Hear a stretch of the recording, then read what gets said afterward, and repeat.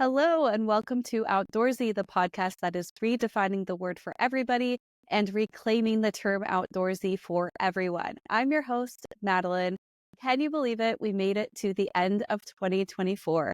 I have no idea what the future holds for us, but let's just celebrate making it to this moment today. I am so thrilled to be in your headphones right now, be on your screen right now if you're watching the video episode. I am just overwhelmed with gratitude for your support for this podcast, for the outdoorsy community as a whole. I would not be where we are today without your support. It's just been such an incredible journey to be on with all of you. And yeah, I just can't say thank you enough.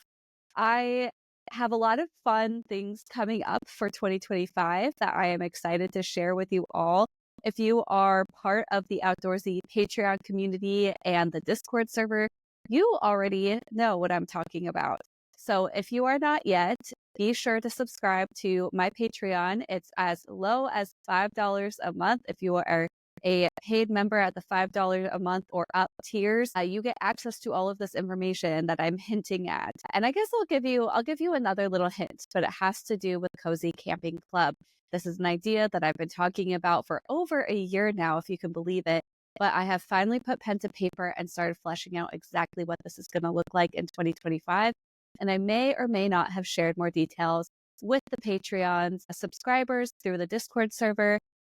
Yeah, I'm really excited. I just cannot wait. And just a quick caveat, like the reason why this is behind a paywall at all is primarily for safety, which is the topic of today's podcast episode, is talking about safety in the outdoors. And the reason why, in order to gain access to learning about anything like an in-person meetup, is if you are someone who has ill intentions or nefarious ideas, you are going to have to sign up with your email and your name and all of your personal information in order to gain access to the information about where these meetups and stuff are. Right? So if you were to have bad intentions, I could track you down real easy. And I think that just by putting a very small paywall in place also allows us to have any potential meetups be free. So like, obviously, if I do overnight trips and stuff, that will be a different topic. But if we're just talking about the casual meetups I've been kind of tossing around as an idea for the last year or so, I've really talked about how I want these to be free of charge for people to attend. But there does need to be some barrier of entry so we make sure that this community is intentional and it is safe for everybody. So I'll make a whole different podcast episode about Cozy Camping Club once I have details to share publicly. But for now, head on over to patreon.com/outdoorsy, sign up for the $5 or more tier, and you will gain all of the information that is available there. Anyways, enough about that. I really want to talk about safety today.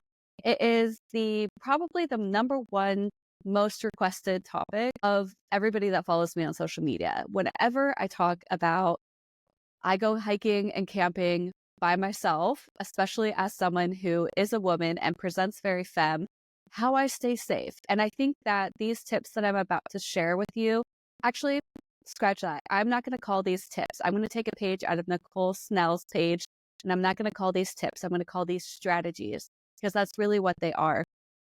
These strategies are going to be useful for anybody, whether or not you identify as a woman, you present as a woman. You could be somebody who is queer, who is not white, someone who is not cisgendered presenting. You could be anybody who does not look like the stereotypical quote unquote outdoorsman. And these safety tips are going to come in handy for you. Hell, these safety tips are going to come in handy for literally anybody, even if you do look like the stereotypical outdoorsman. So I hope that these strategies are tactical and useful for you to start using in your everyday adventures, because they have been stuff I've picked up over the years, stuff I've done a lot of research on, stuff I've talked to experts on, like Nicole Snell. If you haven't listened to her episode yet, I highly recommend. It was one of my first episodes. Go back and listen to that.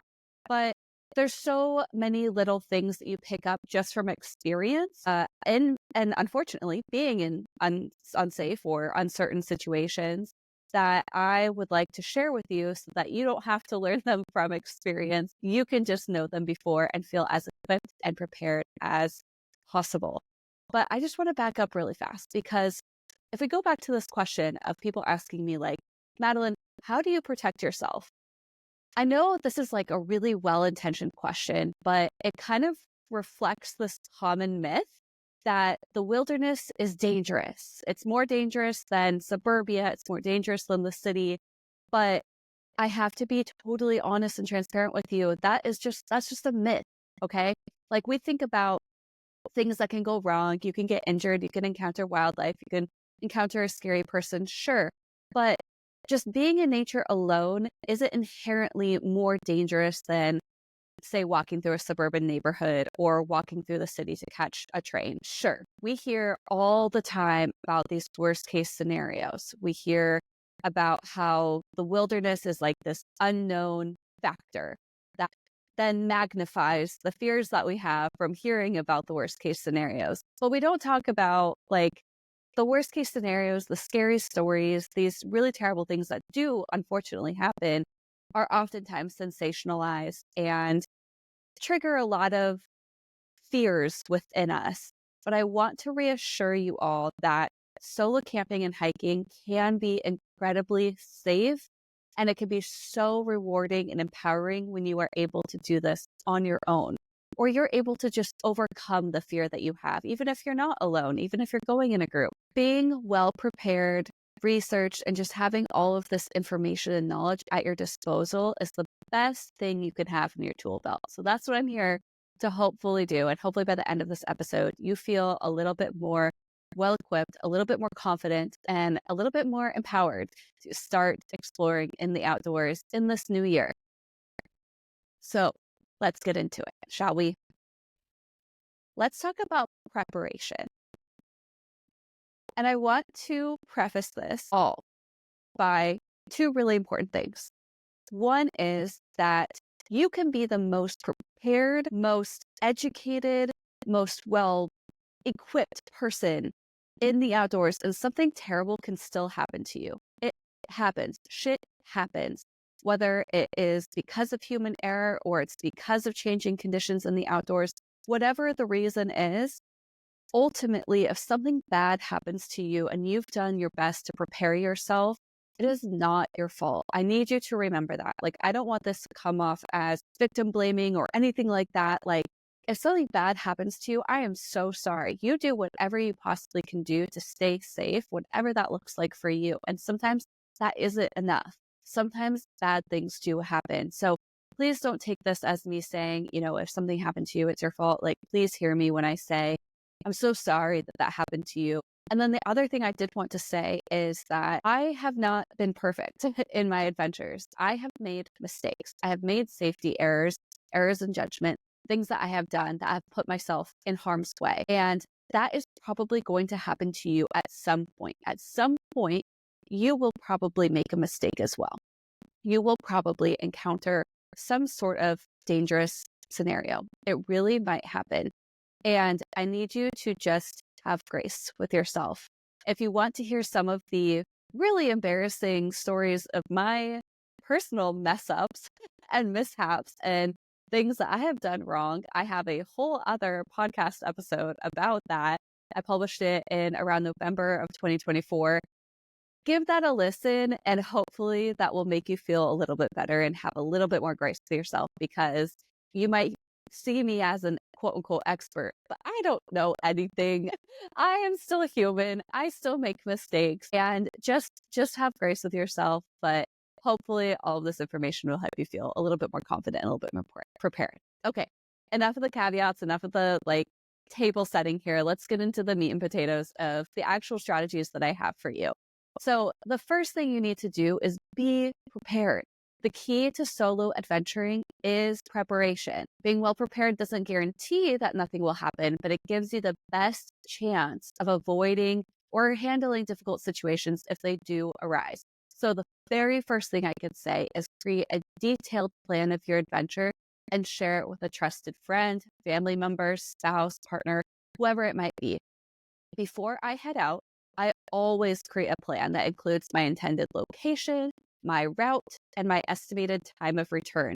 And usually there's even more detail there. I will say when I think I'm going to be, if I'm going for a hike, for example, I will tell my husband in this detailed plan when I plan to arrive at the trailhead, when I plan to be around the summit, when I plan to be back down at my car, and when I plan to be home or back at my campsite. So there's all these different checkpoints. And then I always give like a worst case scenario. Like if I am not back by 6 p.m., if you do not hear from me by 6 p.m., something bad has happened, please send help. And usually this is like a couple of hours after when I'm supposed to return or whatever it might be. It depends on the adventure. But I do say, like, if you don't hear from me by this time, something has gone wrong. And that is so critical, right? Because if you are in a search and rescue situation or a life and death situation, sometimes the difference of 24 hours can be huge. So you don't want to have your partner or your significant other being like, well, they said they'd be down the trailhead by like 4 o'clock, but sometimes they take a little bit longer. It's okay, I'll just wait. And then all of a sudden it's 8 p.m. and they haven't heard from you. And they're like, oh crap, now I need to phone help, but it's already dark out and the weather has changed and, those kinds of things. You need to let them know, like, worst case scenario, here's what you should do. You should call this number, call search and rescue or whatever it might be. And then because they have your location and they roughly know what the route you were doing was, they can then tell search and rescue or whoever's going out to look for you kind of roughly where you should be on the trail if things had gone to plan. So that's super helpful. Just gives them a reference point, for all these things. So one of the things that's important here, though, is that sometimes plans do change. Like I, for sure, will dilly-dally at the top of a hike, or I had one hike that I did recently where I ended up taking so many pictures. And then also the trail ended up being like 3 miles longer than I was originally planning than what it said on the old trails. So I needed to communicate that to my husband because I didn't want him being like, oh my God, she has not been back and whatever. And so having something like a GPS communication device when you're out on the trail is really important because you can just send a quick text to your loved one and be like, hey, FYI, plans changed. I'm going to be back at the trailhead by this time. So definitely recommend having some sort of communication device that works when you don't have cell service to let them know just in case plans do change. Now, this comes back to my number 2 piece of advice, my other strategy here, which is invest in a satellite GPS communication device. One of the most valuable investments I have made for my personal safety is my Garmin GPS, along with the subscription plan, right? You have to have a subscription plan to make it work. But a Garmin GPS or whatever GPS satellite communication device you have allows you to communicate even when you don't have cell service. And this is so critical in remote areas or where you don't know for sure if there's going to be cell service. The Garmin provides my exact location and lets me notify my contacts, whoever I've loaded up into the device, if I'm delayed, I need to change my route, I need help.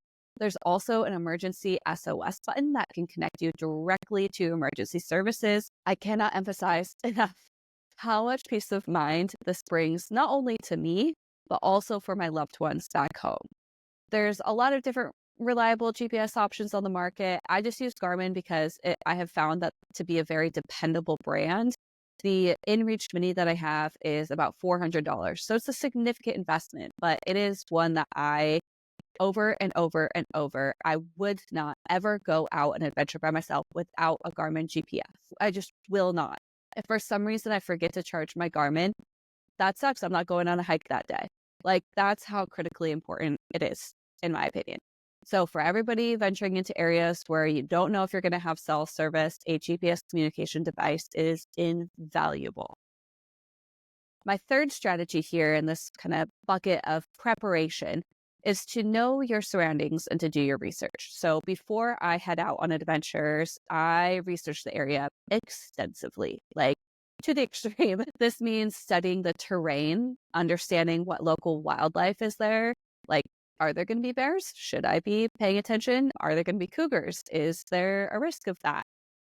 Making sure you're paying attention to seasonal risks, especially if you're hiking or adventuring during the fall, winter, and even spring. You need to make sure that you are paying attention to the weather. Also, another seasonal risk to be aware of is hunting season. If you are navigating through hunting areas and it's hunting season, you got to make sure you're wearing bright colored clothing, right? So familiarize yourself with these environments that you're entering, and then that helps reduce any surprises and allows you to better understand any potential risks. Like if the risk of running into a bear is a deal breaker for you, you don't want to be adventuring in bear country, right? So you got to understand those things.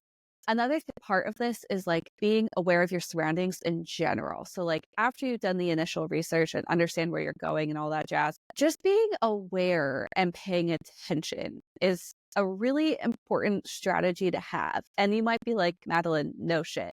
Duh. But sometimes I think people forget about this and that ends up getting them into trouble. So like if I'm at a campsite, I will walk around the campground during the day to kind of understand the layout and note my surroundings. So like I'll note where the bathroom is. I'll note how to get out of that campsite and that campground.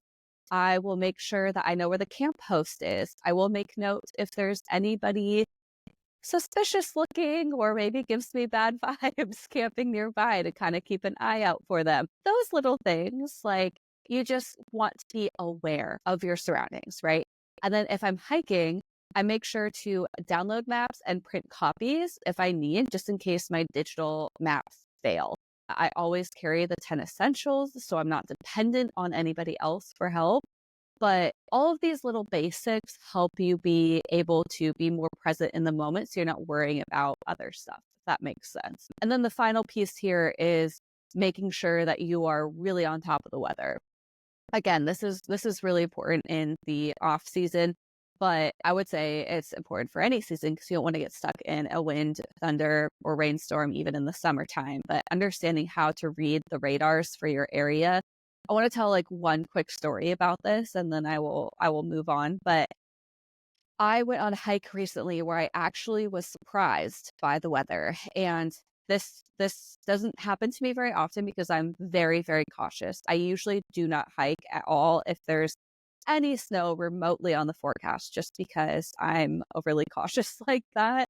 So I went for this hike and the snow was supposed to stop. The snow was supposed to stop at like right when I started my hike. So I got to the trailhead at like 10 a.m. and I think the snow was supposed to stop at 9 a.m. So I was like, okay, by the time I get there, there might be a little bit of snow left over. But I also had seen the radar and the forecast for the coming 48 hours, and there was zero snow in the forecast. So I was like, even if it's snowing a little bit when I get there and kind of tapering off, I'm not going to be encountering more snow, if that makes sense. Like I'm not going to be out there and then it's all of a sudden going to start snowing. I was wrong. I don't know. I don't know what I did wrong when I was looking at this forecast and the weather radar, but something changed in the forecast while I was out there.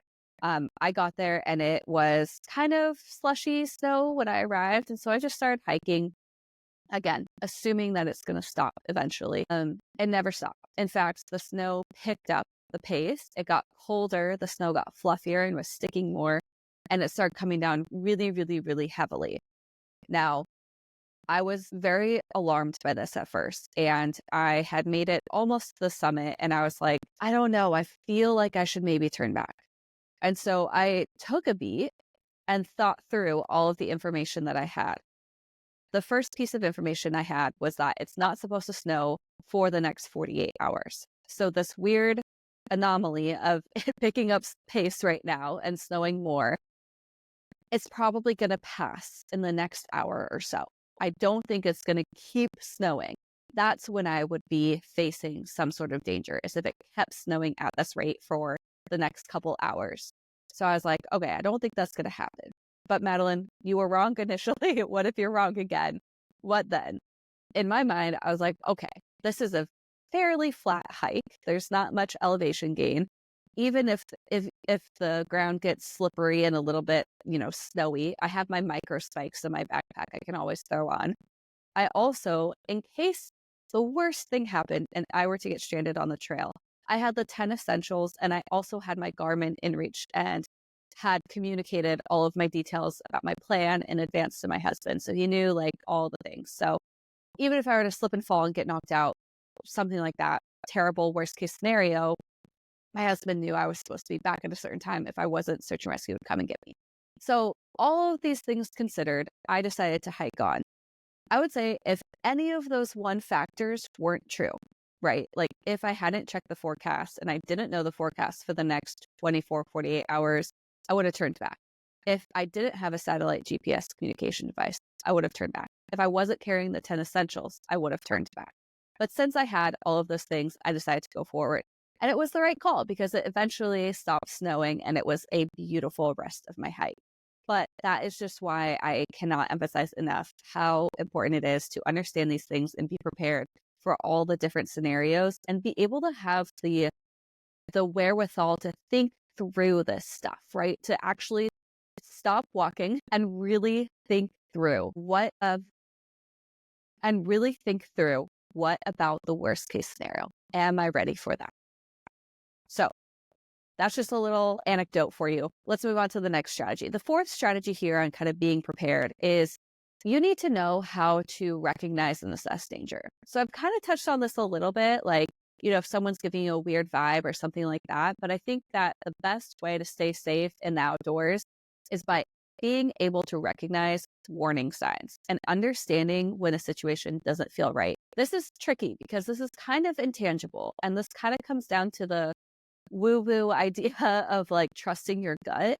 But I really do believe that our intuition and our gut can tell us all about a situation. I have had situations that I've been on where I've pulled up to a trailhead after driving for an hour and a half, pulled up to a trailhead, and somebody who's parked there gives me a bad vibe, gives me a bad gut feeling, and I turn around and I go home. Did I just waste a ton of time and miss out on a hike? Yeah. But you know what? I would have just been thinking about that person my entire hike, and I wouldn't have enjoyed my hike anyways. I would have been thinking about it in the back of my head and stressing about it the whole time, even if nothing happened, right? And that for me is just not worth it. So sometimes, unfortunately, you miss out on your plans, you miss out on opportunities because you get a bad vibe, because you get a bad gut feeling. But I really think that this is our primal selves trying to keep us safe. I truly believe that. And that's as woo-woo-y as I get. But I firmly believe that. So if you don't feel right, if something is feeling off to you, and be honest with yourself, are you feeling that way because of a stereotype? Are you feeling that way because of an inherent bias you have? Or are you feeling that way because there is a potential real danger? Let's be clear here. Those are two different things. So be honest with yourself. But if something is making you feel bad, you see unusual behavior, you think there's potential danger, having this sense of awareness is going to be very helpful for you. Part of being aware of your surroundings and listening to your gut and all of these things is making eye contact with people that you encounter. This might sound silly, but eye contact on the trail serves two purposes. First, it sends a signal that you acknowledge them, making it clear that you are aware of their presence, and that can oftentimes deter ill intentions. But second of all, if you make eye contact and say hello, you're likely to remember each other. And this is beneficial if you end up needing assistance. You need someone to be able to say, oh yeah, I remember seeing that girl. She was wearing the rainbow jacket. I remember I saw her at this milepost on this trail. But also if you are needing to help them too, if you get back from a hike and you see a news report about a missing hiker that was wearing an orange jacket, and you made eye contact with a person wearing an orange jacket on that same trail, you can call up search and rescue and say, hey, I saw this person around this time, around this place on this trail. That can help narrow down search efforts. So it's for you and for other people. So I definitely recommend that piece of it. Another piece is making sure that you are listening to your surroundings. Now, I love a good podcast and I love to listen to music when I'm running, but you should not be having headphones on that are obstructing your ability to be aware of your surroundings. So the headphones I'm wearing right now are entirely sound canceling, noise canceling. I can't hear really anything else with them on, but I used to run with those, just the earbud headphones, and I would still feel like those were too muffling of my surroundings. I don't know what the right word is. They didn't give me the situational awareness that I wanted. So I would always run with one earbud out, which was kind of annoying. And put me off balance, honestly. So what I actually ended up investing in for my runs in particular were the Shocks headphones. So they have two different types that are designed to help with your situational awareness while still allowing you to enjoy audio. They have bone conduction ones that sit like on your actual bone outside of your ear. And a lot of people really love those. I can't really wear those because I wear glasses. So instead, I have these ones. And if you're watching the video episode, I'm showing the exact ones that I have, but they are the on-ear headphones. So they are earbuds that sit on your ear. So it's kind of like a little mini speaker. So it's not going in your ear and muffling any noise, but you can still hear music. I think this is so important because when I have those in, I can hear approaching footsteps, a car coming by, I could hear wildlife, just any unusual noises around me. But even still, I'm always periodically scanning my surroundings, mentally taking note of any encounter on the trail. I also will say another tip here is whenever I'm camping by myself, I like to listen to podcasts while I'm sitting at the campfire, but having any headphones still kind of freaks me out, especially when it's nighttime. And so I will put on a podcast, like really low volume, like lower than voice level, because you don't want to be the person with the Bluetooth speaker at the campground. But if you're just listening to a podcast, it actually sounds like someone is also with me at the campsite, which is really beneficial. So if somebody just walks past my campsite, they'll hear what sounds like dialogue happening because I listen to podcasts that often have dialogue, and they will just assume that I'm with someone, which is really helpful in my opinion. And it helps me feel a little bit less spooked by any noise than just sitting in silence, you know. Just make sure that if you are doing something like that, you still are being respectful of the level of volume. Now, I've talked a lot about strategies, and I think that a big reason why people want me to talk about this particular topic is because they just want me to list out a bunch of weapons that they can have on their person. Because I think that we think, you know, if only I had the right gear on me, I'll be protected. Or if only I have the right weapons, I will be okay. But I really want to emphasize that no one single weapon or one single piece of gear is going to be it. And I feel like I'm not articulating this super well, but let me try to rephrase. Ultimately, before you ever even think about deploying a weapon of any kind, you need to know for certain that you have done everything in your power to de-escalate that situation and get away. Again, this is a contentious topic. I've posted about this before on TikTok and received some pushback, and I completely understand why. Because I think a lot of us carry a lot of fear for very good reasons. And we want to have weapons ready to go, and we don't want to hesitate to deploy those weapons because we don't want to give anybody a window of opportunity to harm us. But I do want everybody to remember the realities of the world in which we live in. Yes, I personally would rather be safe and alive and face a potential lawsuit than be dead, right? I mean, I think most of us can agree. You would rather be facing a lawsuit than be dead or harmed irreparably. Yes. And you need to think through the realities of this and try to avoid facing a lawsuit. Try to avoid going through the hell that is the United States justice system. I don't want to shame anybody for deploying a weapon. Ultimately, when you are in a situation that is dire enough that you think you need to deploy a weapon, you need to do whatever you got to do to get out of that situation. Whatever you do to keep you safe is the right choice, right? So let me just preface it with that. But I do want you to I do want to encourage you to think through scenarios as an exercise. Think through any kind of scenario that you might possibly encounter and think about how you can de-escalate that before just whipping out a weapon. So I'm going to tell you a story about one time I was camping by myself and I was dispersed camping, which I don't do very often for a lot of different reasons. I like to camp in established campsites. So I'm dispersed camping. I'm in the middle of nowhere. And this guy comes up to my campsite on a bike. And he does not look well. He is disheveled. He's not wearing outdoorsy gear. He's not wearing like biking gear. So it's not like he is on an adventure. This is someone who is just on a casual bike, not looking great, giving me weird vibes. And he doesn't say anything. He doesn't, say, hey, or try to introduce himself or say, great spot here, or anything like that.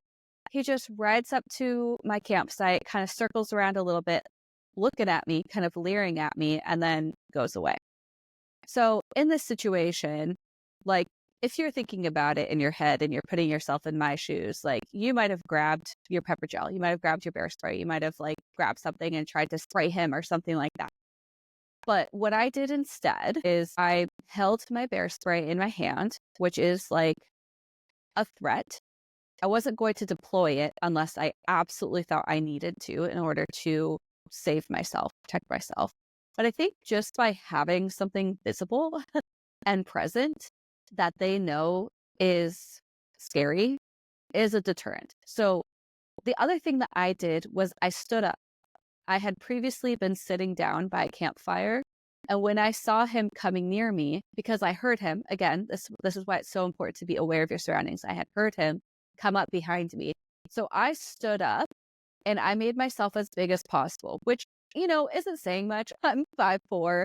And I think at that time I was wearing like a pink beanie and a fuzzy pink hoodie. And, I don't look super intimidating. But even just standing up and standing in your power and kind of like spreading your legs a little bit, getting into a powerful stance, that energy and that like says something, right? It says you're not going to stand down. I got up, I stood up, and I had my bear spray in my hand. And I made direct eye contact with him. And I made no expression on my face. Not trying to intimidate him or instigate something, but also not trying to appease him or welcome a conversation. I just wanted him to know I saw him. And he took one look at me and he biked away real fast, pedaled away really, really fast. And that is the kind of thing that you need to keep in mind. You need to like think through these scenarios. So I've thought through a bunch of different scenarios that could potentially happen to me and the different things that I could say or do with my body, with my space, my face, the tools that I have that would hopefully send a signal that I'm not to be fucked with before it comes to the point where I actually need to deploy a weapon. So I don't know if I'm articulating this appropriately, but I do want you to think about de-escalation and escape as the first two things you do before you use a weapon. I'm not saying you don't need to have weapons on you. I think you should. But try to think through these things first, because there's a lot you can do where you can really stand in your power and try to get out of this situation. And let me just say, let me be very, very clear. I did not stay camping at that campsite when that guy pedaled away. I packed up real fast and got the hell out of there, right? Like, listen to your gut, do the right thing. Don't be stubborn, be smart. Okay. So all of that said, let's get into talking about some of the gear that you can have for personal safety. So in addition to the solid plan, in addition to all the other stuff that I've talked about, these are some of the safety tools that I bring with me. Again, these items will not guarantee my safety, but they do add a layer of precaution that can deter potential threats and provide protection if needed. The very first thing that I have, and this is like the first personal safety thing I ever bought, is pepper gel. Not pepper spray, pepper gel. I bring this with me on all my hikes. I bring it with me on all my runs. Traditional pepper spray works, but pepper gel is better for outdoor settings, in my opinion, because it's less likely to blow back in my face. And I think it has a little bit more of a precise aim, which is a little bit nice. And I think it's harder to wash out. Again, if you're, I forgot to say this at the beginning, but if you are thinking about carrying any of these weapons, please, for the love of God, make sure that you do your research in your state or your region. Make sure that you can legally carry these things. All these things I'm saying are legal in the state of Washington to carry on you. Just please make sure that it's legal for you. So anyways, again, pepper gel also is another thing that I think has a longer reach and it can kind of de-escalate an unwanted interaction and buy you enough time to get away. It's easy to carry. It's really lightweight. It's a great kind of first line of defense if you do end up needing to deploy a weapon of sorts. Another first layer of defense that I would recommend having is a personal alarm. So I have one of these little personal alarm things where I'm not going to do it because it will break your eardrums. But if you just pull on this little hook here, it lets out this really loud personal alarm. And the reason why that's effective is twofold. One, if there is a big alarm going off, usually somebody will go and investigate to see what it is. So if you end up needing help, hopefully somebody will hear it and come help you. But really the main reason I have it is because it is such a deterrent. So if someone was freaking me out or creeping me out or something, I could pull that and that would scare them off, most likely. So highly recommend having one of those. Again, it's super lightweight to carry with you and it's legal. So do it. Even just deterring them for a little bit can help buy you precious seconds to escape, get away, get in your car, whatever it might be. Highly recommend. Now, the next thing that I carry with me, I want to say, this is for wildlife and any other predators you may encounter. This is for wildlife only. Anyways, bear spray. I think people think of bear spray solely for protection against bears, but it is good for any predator. It shoots a farther distance than pepper gel can, so it's effective in de-escalating animals, predators from a long distance away. And it's also very powerful. So it's designed to disarm a bear. Let's just leave it at that. You need to make sure that you are very comfortable with how to deploy it. There's a little safety on it even. Make sure you know how to use this and you are able to deploy it quickly without even looking at it. Because I will tell you, the one time that I did think I needed bear spray when I thought I was encountering a bear on the trail, thankfully, I literally had it in my hand. You need to have this readily available. If you are thinking you might even have a chance encounter with a bear, you need to have it strapped to the front of your pack in a water bottle pocket, somewhere very easily accessible so you can grab it and use it fast. Because if you do run into a bear and it is threatening you, you're going to not have very much time. So you need to be very comfortable with whipping this out and deploying it. Make sure you know how to do that. The very last tool that I carry with me is a utility knife. Now, I want to be really, really clear. I don't think I would ever use this in a personal defense situation because I am not skilled at using a knife for self-defense, and it can be used against me very easily if I'm disarmed.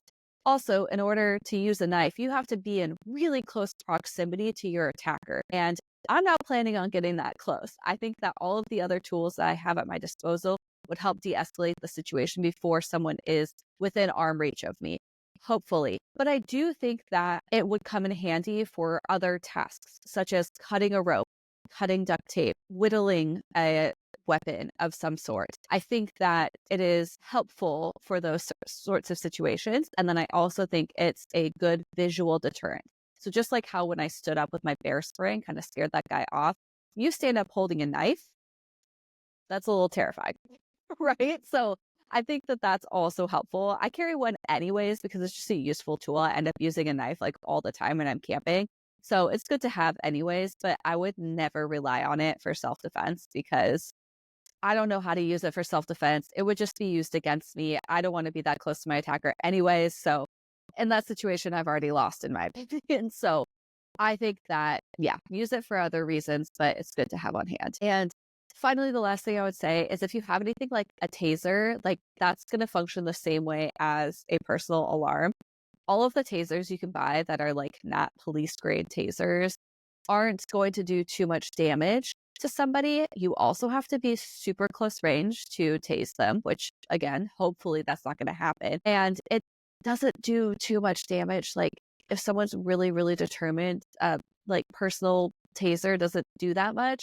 But I will say those things are loud as hell. So if you ever get a taser and you just, in the air use it, it's very loud and it's very scary sounding. So that's another thing that you can use, like the personal alarm.